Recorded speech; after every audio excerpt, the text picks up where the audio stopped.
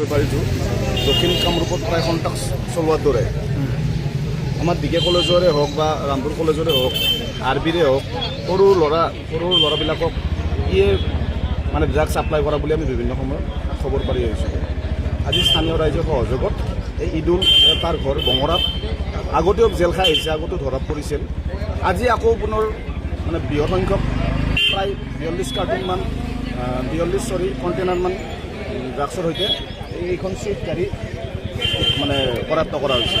আৰক্ষীক চমকি দিয়া হৈছে। ইতিমধ্যে আৰক্ষীয়ে সোধপোছ অব্যাহত ৰাখিছে আৰু সি জানিব পৰা মতে এই মিৰ্জা অঞ্চলতে মানে ভাড়াতীয়া হিচাপে আছে। তো আৰক্ষী প্ৰশাসনক অনুৰোধ জনাইছোঁ, ইহঁতৰ দৰে যি মানে মাৰাত্মক নিচাদ্ৰব্য ড্ৰাগছত বেয়া চলাই আছে আৰু ইদুল বুলিয়ে নহয়, এই মিৰ্জাত জানিব পৰা মতে আৰু বহু কেইজন আছে।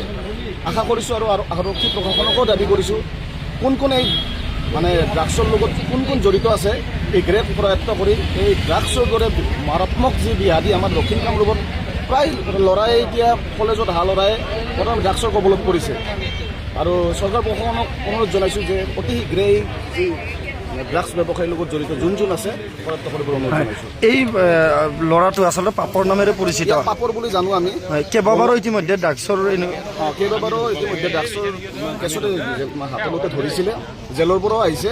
আজি আকৌ ৰাইজৰ আহিয়ে আৰু আৰম্ভ কৰে, মানে জেলৰ পৰা ওলাই আকৌ এই ড্ৰাগছৰ ৰমজানৰ বেয়াটো আৰম্ভ কৰে। মানে এইবাৰো যদি ওলাই আহে আকৌ এই কৰিব ক'ব পাৰি এইটো না, তেনেকুৱাই দেখিছোঁ। এই যাই জেলৰ পৰা আকৌ আহি পেলাই মানে এইটো কামত আৰম্ভ কৰে। ৰাইজৰ কেনেধৰণৰ দাবী হ'ব পাৰে যে একেবাৰে নিৰ্মূল কৰা মানে এই ড্ৰাগছ বেপাৰীবিলাক মোৰ হিচাপততো এনকাউণ্টাৰে কৰিব লাগে, কাৰণ ইহঁতে ওলাই আকৌ এই চেম কামটো আৰম্ভ কৰে। ইহঁতৰ দ্বাৰা বহুত ঘৰত মানে পৰিয়ালৰ সন্তান নতুন প্ৰজন্ম ধ্বংস হৈ যাই আছে। আশা কৰিছোঁ চৰকাৰে বিহিত ব্যৱস্থা ল'ব, প্ৰশাসনে